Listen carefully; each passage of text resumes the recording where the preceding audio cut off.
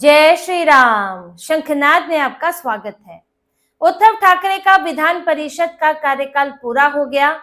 इसके लिए विधायी समारोह भी आयोजित हो गया। मंगलवार को सभी 9 पार्षद जिनका मई में कार्यकाल खत्म हो रहा है उनके लिए विधायी समारोह रखा गया था, जिनमें नीलम गोरे हैं शिवसेना की, रजनी पाटिल कांग्रेस की, 4 जो हैं वो बीजेपी के पार्षद हैं और सबको विदाई दी गई। उनके लिए कुछ अच्छी बातें बोली गई, लेकिन इस विदाई समारोह के साथ ही उद्धव ठाकरे की टेंशन बढ़ गई है और उद्धव ठाकरे ने अपनी फील्डिंग सेट करने की कोशिश भी की और सीएम फडणवीस से मुलाकात भी की। अलग से जाकर केबिन में सभापति राम शिंदे हैं, उनके केबिन में मुलाकात की। उद्धव ठाकरे गए थे, आदित्य ठाकरे गए थे, कुछ एक विधायक भी थे और सीएम फडणवीस से इन्होंने मुलाकात की।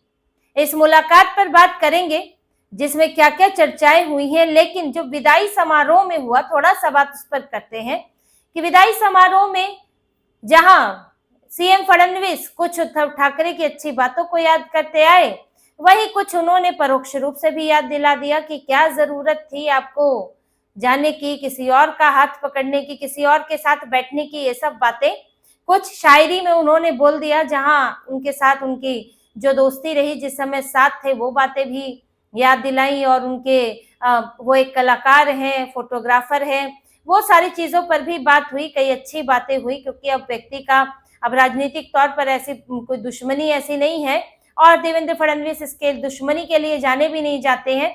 तो उन्होंने कई अच्छी बातें याद की, लेकिन साथ में थोड़ा सा उन्होंने ये याद भी दिला दिया कि बेवजह जो है आप यहाँ से अलग होकर गए थे। एकनाथ शिंदे ने भी बोला, एकनाथ शिंदे ने तो उद्धव साहब करके बोला, उद्धव साहब ठाकरे, जैसे कि बाला साहेब ठाकरे बोला जाता है, तो उन्होंने उद्धव साहब ठाकरे बोला और उनके साथ उनका जो जिस तरह का अनुभव रहा वो चीजें कही, लेकिन उन्होंने भी कुछ चीजों पर कटाक्ष किया। जैसे उन्होंने नीलम गोरे के लिए कहा कि आप जो है वो अमीर परिवार से नहीं आती थी, फिर भी आप यहाँ तक पहुंचे, क्योंकि अपनी उनकी भी है, पार्षद हैं वो। तो उन्होंने नीलम गोरे के लिए जो कहा, एकनाथ शिंदे के कहीं ना कहीं उनका कटाक्ष उस तरफ भी था कि उद्धव ठाकरे तो एक अपनी विरासत लेकर आते हैं। हालांकि उन्होंने कोई बहुत ज्यादा बातें उस पर बोली नहीं और जो अपना उनका वहां कार्यकाल रहा, शिवसेना में साथ रहते और एक जो अपना व्यक्तित्व है उद्धव ठाकरे का, उस पर बात हुई। फिर उद्धव ठाकरे ने भी सबको अपनी तरफ से धन्यवाद दिया। अपने मुख्यमंत्री कार्यकाल की भी कुछ उन्होंने उपलब्धियां गिना दी और कोरोना काल के समय के उनके काम को गिनाया और सदन में जो बीता समय था वो बताया। साथ ही उन्होंने भी कुछ बातें परोक्ष रूप से कह दी, जिसमें शिंदे की तरफ इशारा था। सीट उस वक्त खाली थी, देवेंद्र फडणवीस और शिंदे की तरफ कुछ ना कुछ उनका इशारा था कि अगर मुझे इतना ही बेहतर जानते हैं तो किसी का और का हाथ पकड़ने की क्या जरूरत थी। अब ये शिंदे की तरफ कहे कि देवेंद्र फडणवीस की तरफ कहे, लेकिन ये कहीं ना कहीं उन्हीं को ही ये बातें कहना चाह रहे थे। हालांकि हाथ किसी ने किसी का पकड़ा नहीं है, उद्धव ठाकरे ने हाथ छोड़ा था, उद्धव ठाकरे अलग हुए थे। देवेंद्र फडणवीस को तो वो किसी भी आधार पे कुछ नहीं कह सकते, वो खुद अलग हुए। और अगर वो राजनीति में कुछ अच्छा कर लेते तो आज वो ये सब बातें नहीं करते, आज तो उनका गुमान ही अलग होता, लेकिन अब उनकी गत खराब हो गई तो इसलिए ये बातें हैं। लेकिन वो किसी को दोष नहीं दे सकते, उनकी अपनी स्थिति के कारण ऐसा हुआ है। उन्होंने जो उनकी पार्टी भी टूटी क्योंकि विचारधारा से भटके, पार्टी की स्थिति खराब हुई, इसलिए उसमें से एक सेक्शन अलग हो गया। चलिए वो तो एक रही पार्टी की बात, लेकिन ये सब बातें वहां पर हुई।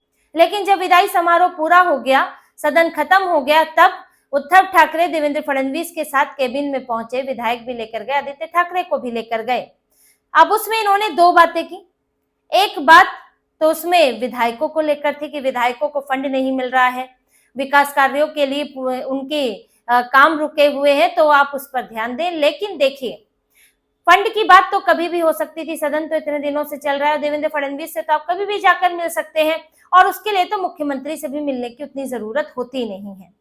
ऐसी भी कोई समस्या तो आ नहीं रही है कि सोचकर एकदम यूबीटी के विधायकों का फंड रोक दिया गया है और उनके साथ ही कुछ बुरा व्यवहार हो रहा है, ऐसी स्थितियां तो है नहीं।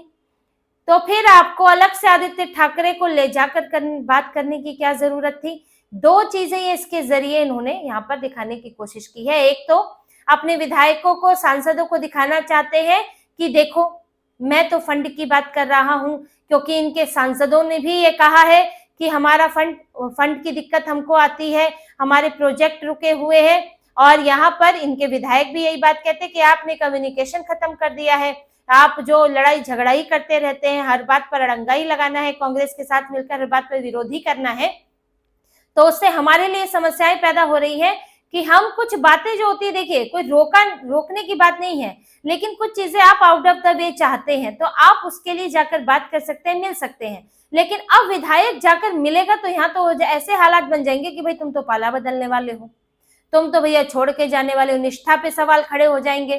तो आप ऐसे हालात तो बनाकर रखिए कि अगर हमें जरूरत पड़े तो हम खुद भी जाकर मिल सके। तो एक इनको अपनी पार्टी को आश्वासन भी दिलाना था, क्योंकि इस वक्त विरोध के स्वर बहुत तेज हैं, सांसद जो है वो छोड़कर जाने को तैयार है, और अभी उद्धव ठाकरे की हालत जो है, इनकी पार्टी की हालत ठन गोपाल है, कुछ नहीं दे सकते अपने विधायकों सांसदों को। तो उनको कम से कम आश्वासन देना चाहते हैं कि भाई देखिए आपकी बातें मैं लेकर जा रहा हूं खुद सीएम के पास, तो आप ये ना समझे कि आप अकेले हैं, मैं आपके साथ देने के लिए तैयार हूं। एक ये संकेत देना चाहते थे ताकि अंदरूनी कलह, अंदरूनी गुस्सा जो है वो कुछ कम हो जाए।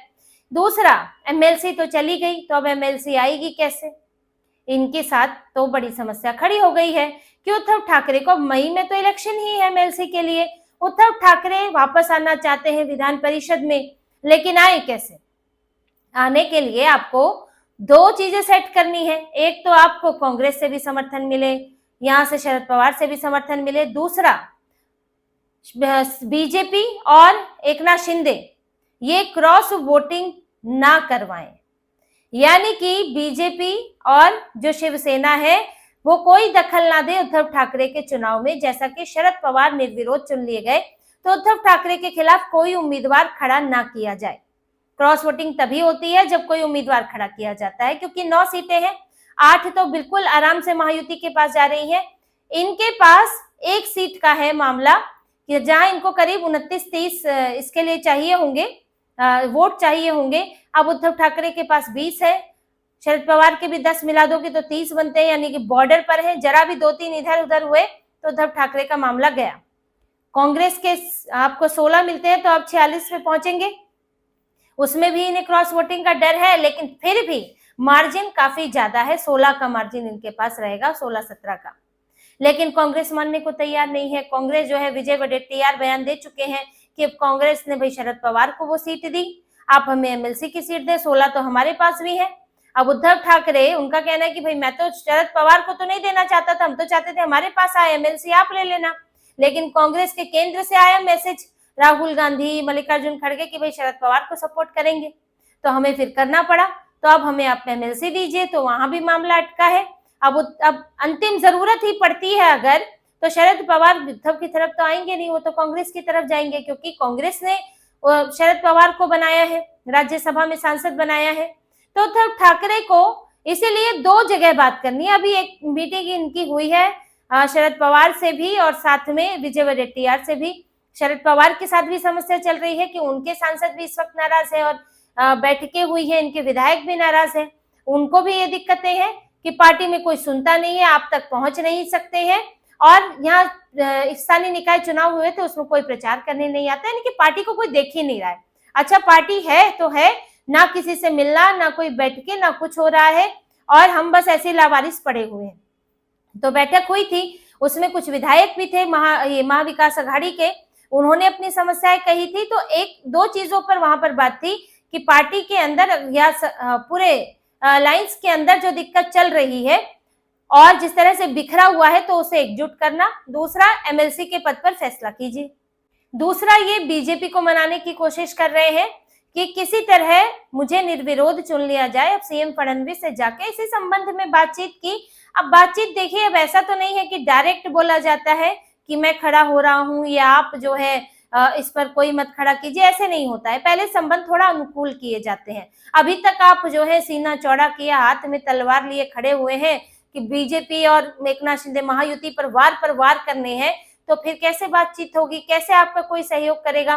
तो एक कम्युनिकेशन का, बातचीत का एक रास्ता खोला जाता है, थोड़ा सा झुका जाता है, अनुरोध की स्थिति आती है, तो आपने जाकर एक अनुरोध किया, फिर आगे थोड़ी और बातचीत की, तो एक जो है रास्ता खुलता है संपर्क का, और फिर आगे जब चुनाव आएगा तो फिर इस पर और बातचीत की जाएगी। तो कहीं वो इस तरफ इशारा उनका वो देने जरूर गए थे, एक संबंध बेहतर करने गए थे कि एमएलसी में हमारे खिलाफ कोई भी अगर खड़ा नहीं होगा तो हमें क्रॉस वोटिंग नहीं होगी, क्योंकि अगर कोई खड़ा हो गया तो फिर क्रॉस वोटिंग तो तय है, वो तो है। क्योंकि जिस तरह के झगड़े इस वक्त चल रहे हैं, उद्धव ठाकरे के 20 विधायक हैं जो रहना भी नहीं चाहते हैं ठीक से, उनके साथ बहुत अच्छा ऑफर मिलेगा तो वो निकल जाएंगे, और हो सकता है कि सही समय का इंतजार कर रहे हो। शरद पवार की पार्टी का तो मैं बता ही चुकी हूँ, कांग्रेस के भी हालात अच्छे नहीं है। यहाँ तो संभव है कि 15-16 की क्रॉस वोटिंग भी हो जाए अगर कोशिश की जाए तो, क्योंकि यहाँ कोई ये अपनी पार्टी में देखिए इनके लोग निराश हो चुके हैं कि अब हमारा भविष्य नहीं है, सब अलग थलग पड़े हुए हैं, यहाँ हम कोई चुनाव नहीं जीत रहे हैं। और इन हालात में कल को अगर विधानसभा में उतरोगे तो और बुरी गत रहेगी। उद्धव ठाकरे कंफ्यूज बैठे हैं, हिंदुओं के पास जाए, मुसलमानों के पास जाए, तुष्टीकरण कर रहे हैं, हिंदू दूर होता जा रहा है, आपकी कोई रणनीति नहीं है, आपको किस दिशा में बढ़ना है। तो एकदम जर्जर हालत में है स्थिति। तो जर्जर हालत के विधायक अगर उनको मौका मिलेगा तो आ जाएंगे। अब सबको अपना बेहतर करियर चाहिए, क्रॉस वोटिंग कर सकते हैं, पाला बदल सकते हैं, कुछ भी कर सकते हैं। तो इसीलिए वो कोशिश है कि इसको अगर कोई रोक सकता है तो वो बीजेपी है, क्योंकि एकनाथ शिंदे तो तैयार बैठे हैं, उनको तो इससे सबसे ज्यादा फायदा है। अगर उद्धव ठाकरे से वो एमएलसी की सीट ले ले तो उद्धव ठाकरे की पार्टी का क्या हाल होगा कि उद्धव ठाकरे अपनी एक एमएलसी की सीट नहीं बचा पाए।